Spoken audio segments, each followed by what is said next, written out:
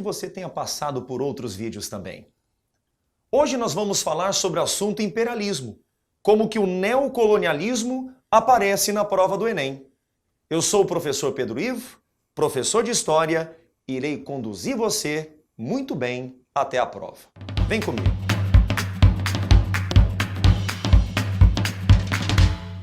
Imperialismo ou neocolonialismo é o nome dado à expansão europeia para a África, Ásia e Oceania no final do século XIX. Principalmente África e Ásia. Os países europeus formavam nesses continentes áreas de controle, áreas de domínio, definiam zonas de influência. Segundo o historiador Eric Hobsbawm, o neocolonialismo é filho da Segunda Revolução Industrial. Pois as necessidades capitalistas que emergiram com a Segunda Revolução Industrial levaram os países europeus à corrida neocolonialista. Que necessidades são essas? Mais mercados, matérias-primas e fontes de energia, mão de obra barata, deslocar o excedente populacional marginalizado. Compreende? Agora eu puxo uma outra reflexão, uma outra análise. Como que os europeus viam os africanos e os asiáticos no contexto imperialista? O eu europeu via o outro africano asiático como inferior, atrasado, bárbaro, selvagem. O olhar europeu era de superioridade. Interessante observar que nessa época começa a ser construída uma imagem estereotipada da África e do africano. África selvagem. África com homens primitivos, habitantes primitivos. Uma imagem estereotipada. Uma imagem que diminui a África e os seus habitantes.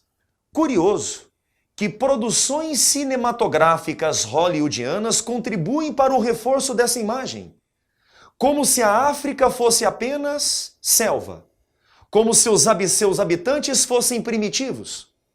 Como se a África não tivesse outras coisas, outros aspectos. Como se a África não tivesse história. Como se a África não tivesse cultura. Como se a história do continente africano começasse só depois do contato com os europeus. O grande exemplo de filme que diminui o continente africano e os seus habitantes é Ace Ventura, Um Maluco na África. Impressionante como que os africanos, como que os costumes africanos são ridicularizados nesse filme. Uma outra produção cinematográfica mais recente que reforça essa ideia estigmatizada da África e dos seus habitantes é A Lenda de Tarzan. Possivelmente você está acompanhando um trechinho do filme. Podemos afirmar que A Lenda de Tarzan é resultado do imperialismo inglês na África. Pensa comigo. Tarzan, inglês, após a morte dos seus pais na África, foi criado por macacos. Foi criado por macacos e se transformou no rei da selva africana. Se comunicava com os animais, enfim. De acordo com a lenda, mais tarde Tarzan foi para a Europa. Na Europa, abandonou os seus vestígios de selvageria e tornou-se civilizado. Olha a mensagem nas entrelinhas. Quando estava na África, era um selvagem. Ao entrar em contato com a Europa, tornou-se civilizado. Um pensamento marcou presença na corrida imperialista final do século XIX. Unilinearidade evolutiva. Explico melhor. O entendimento de que as sociedades humanas se encontravam em diferentes níveis de evolução, selvageria, barbárie, civilização. Dentro dessa ótica, o europeu, civilizado. A Europa, o berço da civilização. Africanos e asiáticos se encontravam na selvageria e na barbárie. Um outro pensamento que influenciou a política imperialista é a supremacia da raça branca. Trabalhos científicos da época também nortearam a política imperialista, como os estudos de Gobineau, que associam miscigenação à inferioridade étnica. Os estudos de Francis Galton no campo da eugenia, a teoria criminoso nato de César e Lombroso. De acordo com Lombroso, o corpo, o fenótipo, dava sinais. Indicava aqueles indivíduos com tendência à delinquência, à criminalidade. Talvez você esteja percebendo que a ciência no final do século XIX andava de mãos dadas com o racismo. Um outro pensamento que marca a presença no processo é o fardo do homem branco, a missão civilizadora, um discurso importantíssimo para entendermos o processo. Nós, europeus, estamos entrando em contato com esses povos atrasados da África e da Ásia para levar a esses continentes os valores civilizatórios, a missão civilizadora. E eu não poderia deixar de citar a teoria do darwinismo social, que reforçava o racismo, reforçava o imperialismo. A Conferência de Berlim, ela ocorreu entre 1884 e 1885. Foi um encontro entre países europeus que dividiu a África, definindo as zonas de influência de cada um. Os países mais beneficiados pela partilha, repare o mapa, os países mais favorecidos pela partilha foram França e Inglaterra. Alemanha e Itália, que se unificaram tardiamente, não ficaram com áreas de expressão.